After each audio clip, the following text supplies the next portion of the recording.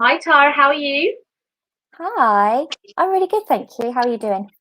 Yeah, not too bad, thank you. Had a crazy day, but I'm sat down with a cup of tea, chatting to you, so I'm all settled Yeah. now. Have you had a good day?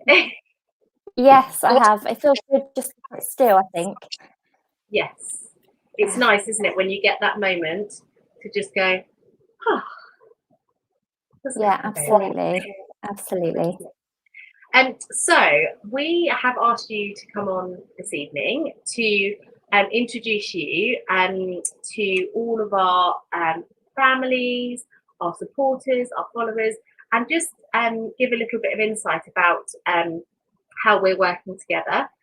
So I'll Mhm. do a little brief intro about what Oscar's Wish offers our families, and then I will introduce you formally to everybody because there will be lots of families that will cross paths with you at some point on their journey, I'm sure. So it's really lovely to welcome you this evening, Tara. So thank you for your time. Thank you. So Oscar's Wish Foundation funds 6 counselling sessions for our families that are referred to us from the Princess Royal Hospital or the Royal Sussex County Hospital. And those families are sent to us via a referral for accessing different services that Oscar's Wish offers. And one of those services may be for counselling. And Tara, you've come on board to work alongside us and offer those counselling services to families, which is just incredible. And we are so, so grateful. So, welcome, Tara, to our Oscar's Wish team. Thank you. It's very exciting. Oh, and it'll be so nice to actually see you face to face when when the pandemic allows, because a lot of our communication so far has been via telephone, mobile phone, and now via Zoom or via these portals. So it will be so nice to actually see you in person someday soon, hopefully. Bless you. So yes, so tonight we wanted to just introduce you to everyone and ask you a little bit about yourself, really. So, Mhm. what is your role as a counsellor? What's your role? What does your role entail?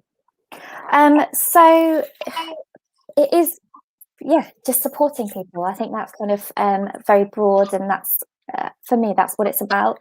It's about being there for people who, um, we all have those difficult those difficult situations, don't we? Difficult experiences, and there's often difficult conversations that we need to have, whether that's with ourselves or with other people. And sometimes it can be so tricky to start that conversation. It can be so tricky to know where to start with, with that healing and whatever it is that we need to work through. My role is to facilitate a safe space where where we can where people can just kind of work through whatever it is that is going on for them. And sometimes it isn't necessarily a huge pressing issue. Sometimes it is just about people kind of wanting to kind of just explore who they are and what they have, and and it's very I think it's very rare that we get that space where somebody is kind of investing in just us. Just when we have a conversation, it's very two-way, isn't it? Someone says, how are you? And then you kind of say, how you are, and then you ask them how they are.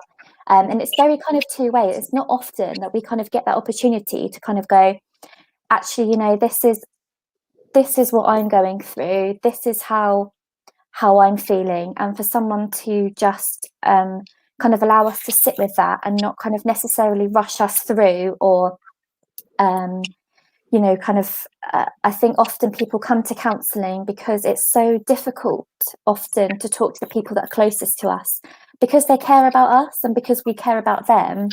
And we do, don't we? We worry about burdening them and putting our upset and our difficulties onto them, and we think, then it becomes difficult, doesn't it?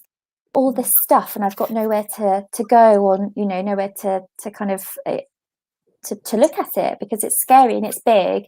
So having someone that's just, you know, kind of a step back, kind of not in there directly, and somebody that can just be on the outside, I think is really powerful. I think it's such a scary thing at first, talking to a stranger. But it is when people say, you know, how does it work? And it's like, well, actually, it's a bit like magic. I don't, you know, it's about being, just kind of with a person.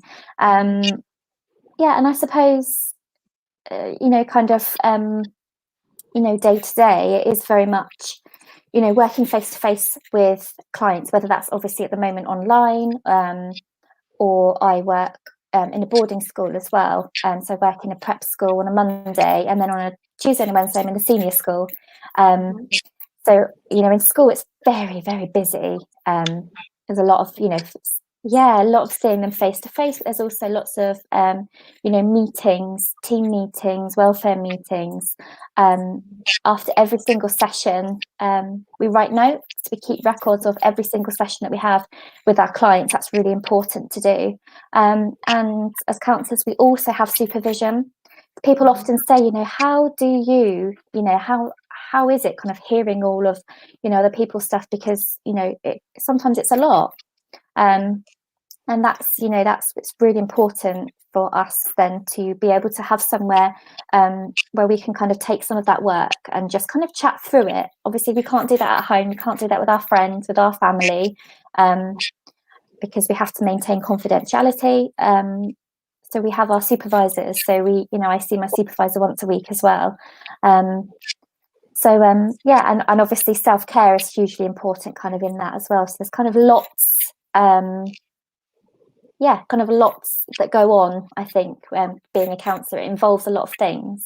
Yeah, it really does. And just hearing you talking through there some of the elements, there is a lot, isn't there, to unpick, and you effectively are listening to so many different situations, backgrounds, stories, experiences, and to have that supervision so that you also can chat through and not feel you're carrying that. Because I'm sure there will be times when within your work that you will hear something that resonates with you, that's uncomfortable, or, you know, it's not comfortable to see someone in pieces, crying, upset, and as humans we have that empathy, don't we, that I think when you're little, you know, you get hurt, someone puts a plaster on it. If, you know, if you've got a headache, someone says, oh, here's a paracetamol. But with counselling, it's allowing that person to work through at their pace,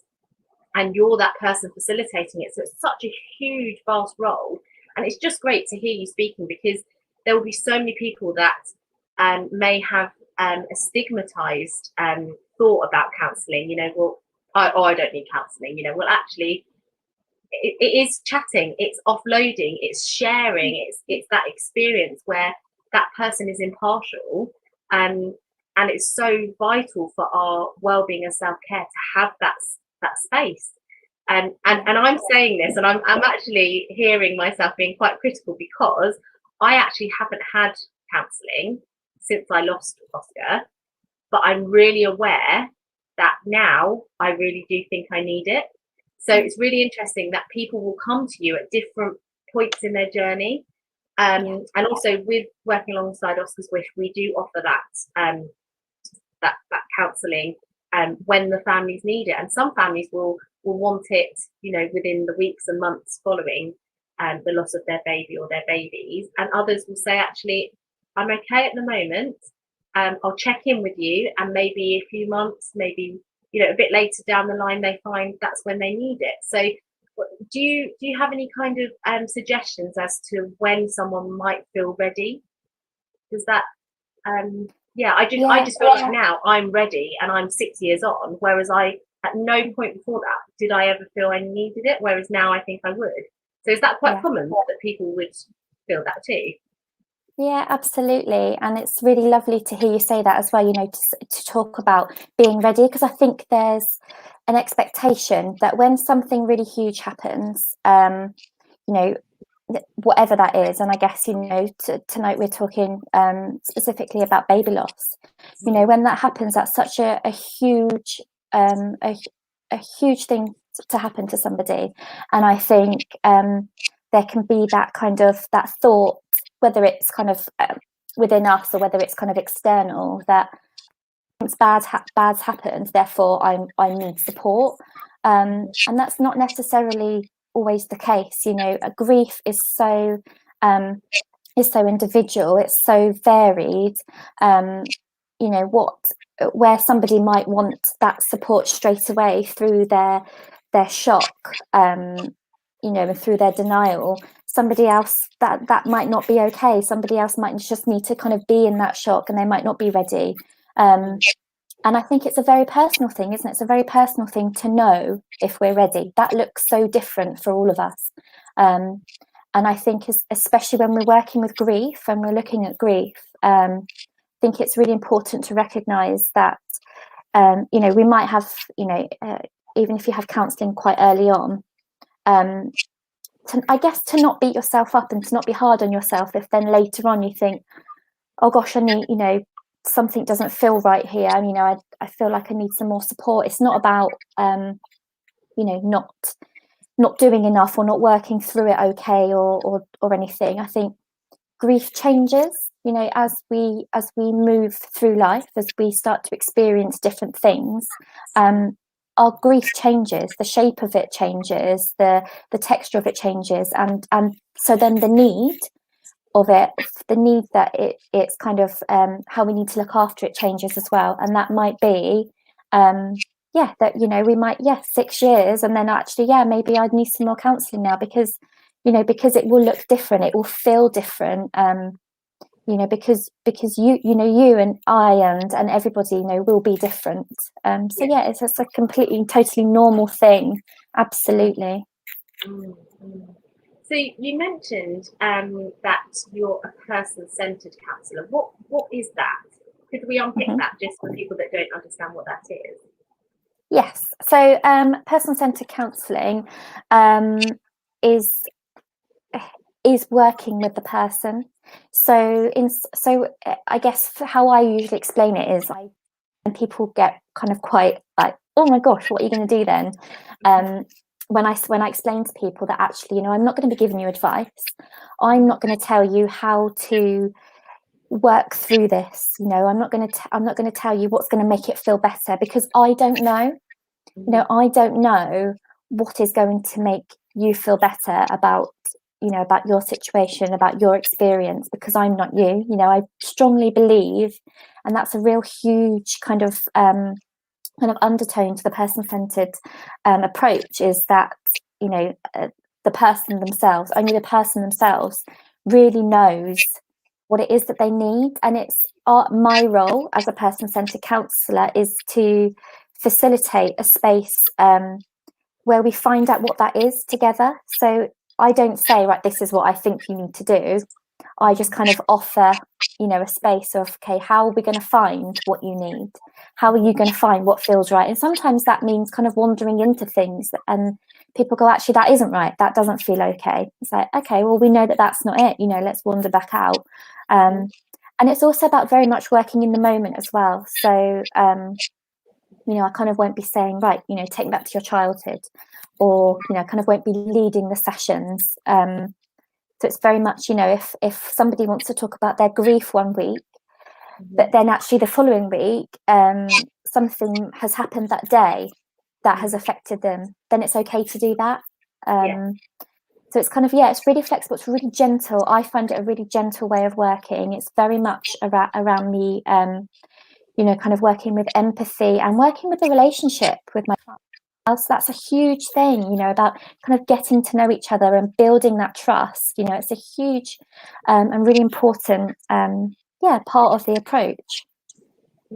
It sounds so fascinating, and I can just hear the care in your voice, and in the tone, in the way you speak, you know, for your clients, which is just amazing. There's so much to counselling, isn't there? There's so many varied types of counselling, and person-centered counselling just sounds, like you say, very gentle, and kind of what you might think you need when you are maybe looking for that further support, especially when people, like you say, have worked through their grief and their grief's changed somewhat, to know that there are options out there, which is why it's so important that we raise that awareness and we fundraise and say, these sessions are available, and it's so important to know that it's available, because it's so important for our own mental health, our own well-being, and our healing. I mean, that's huge. If you ever heal from this kind of experience, I think you take steps, some days forward, some days sideways, sometimes backwards, but we allow our children to live on through us living on, and I think that's really important. So how long have you been a counsellor for? And I know you mentioned that you have an interest in supporting families with loss and bereavement, so could you maybe tell us a little bit about that, please? Yeah, so I've been qualified for 4 years. I've been working with clients for about 7 years now. So when you're training as a counsellor, part of my training through my degree was actually working actively in the field as well. So ever placement was at a hospice, and I was so worried at first. I'd never ever been to a hospice before. Before going to my interview, and I thought, oh my gosh, is it gonna smell like a hospital? Is everyone going to be really upset? How am I going to cope with bereaved people? That feels such a scary thing to be faced with, like that real raw emotion. And as soon as I stepped foot into the hospice, it just completely changed my outlook on hospices, on death, on dying, on bereaved people. It was amazing. It was like a community, and people were. I remember going in and thinking, why are people laughing? That doesn't feel appropriate, to laugh. And actually, so appropriate, isn't it? So appropriate to allow ourselves to feel happy, even just for a moment, to allow ourselves that laugh. And it was kind of from there. So that was when my interest in kind of bereavement started. I was just so shocked at how, literally within seconds, how my view and my thoughts of how it might be working with bereaved people might be to actually how it was. And through that placement, we kind of supported the development of a children and young persons project.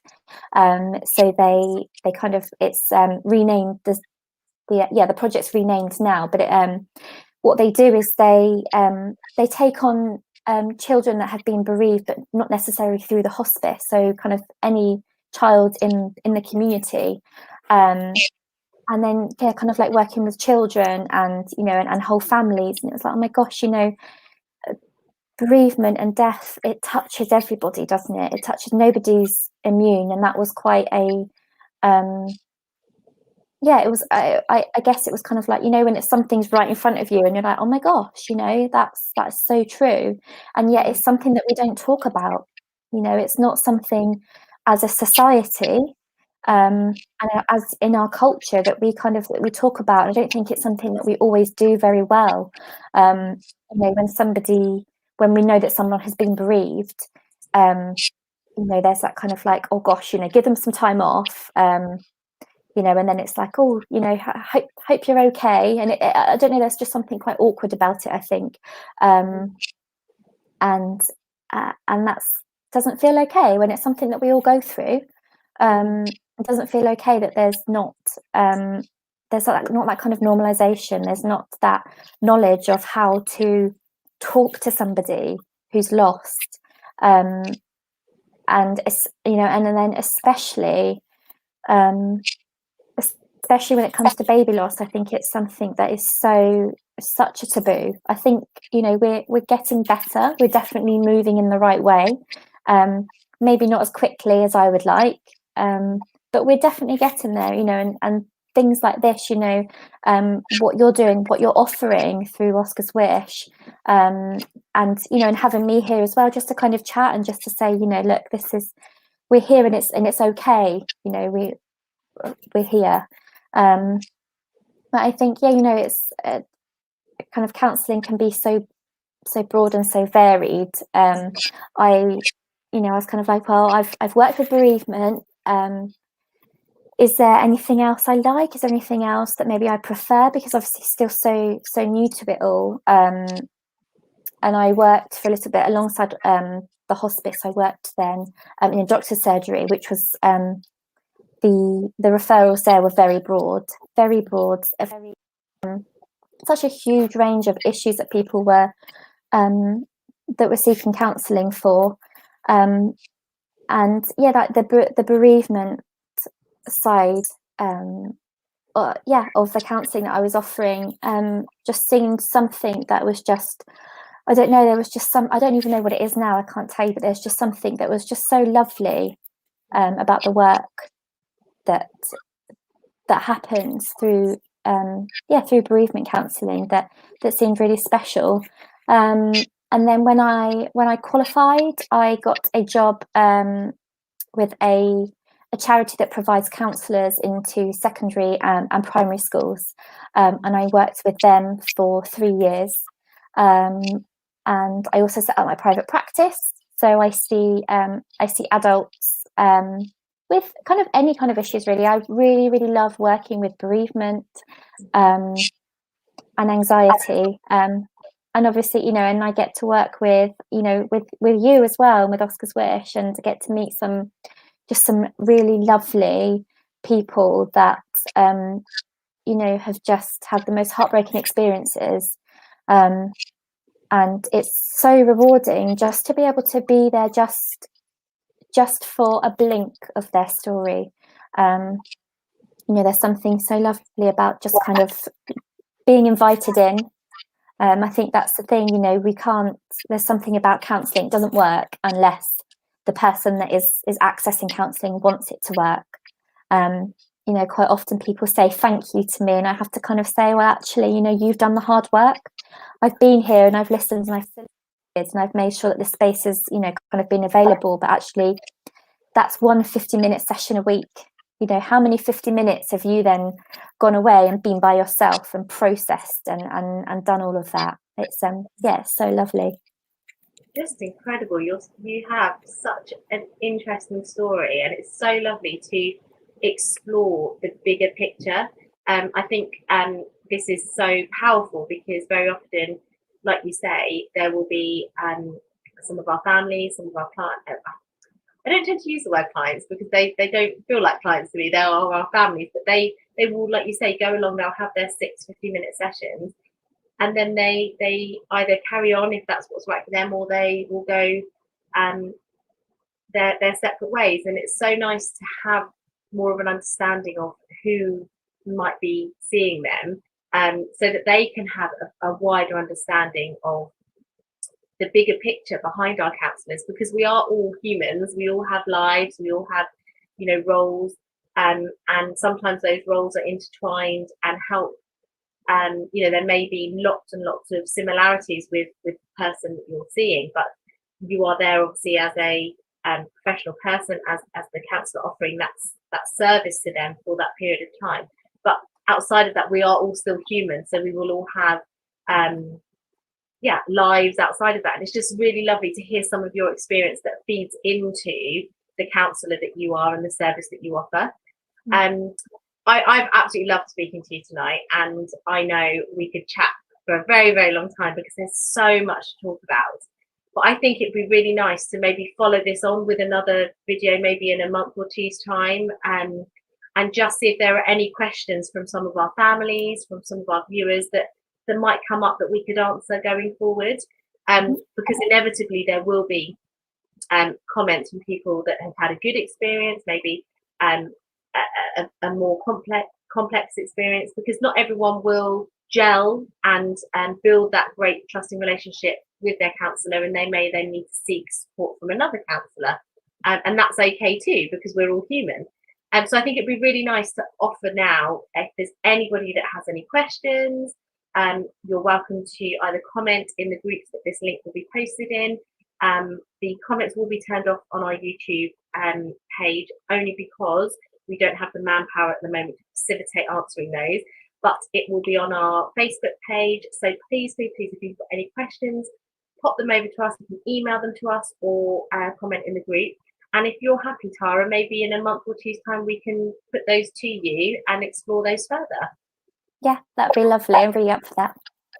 That'd be lovely. Thank you so, so much for your time tonight. Hopefully, if you haven't had your dinner yet already, you can go off and have that now, because my tummy is rumbling. Bless you. Thank you so much for your time, my lovely, and we will see you very soon. Thank you so much, Gemma. Thank you. Oh, thank you. Speak to you soon.